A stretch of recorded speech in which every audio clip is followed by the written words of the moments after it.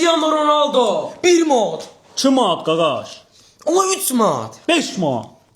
6 manat. Dirəşmə də qaqaş. 7 manat. Ay, en sevdiğim oyuncu deyirəm sən 8 manat. 9 manat. Ola 10 manat. Məzələnsən? Ne mesela sen ben 11 tutuyorum. manat. 12 manat. Baxça bir sənə var. Benim sonunda 15 manat. Hesaplaştırırsan bir dakika hamısını yiyeceğim ha bununla. 13 manat. 15 demişəm. 15 demişəm. 16 manat. Ay mı? 17 manat. Ver mənə Ronaldonu qaqaş. Yok ya 18 manat. Olsa neynirsən?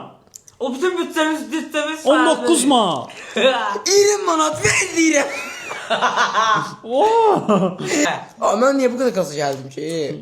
Növbəti deyil. Lionel Messi. 1 manat.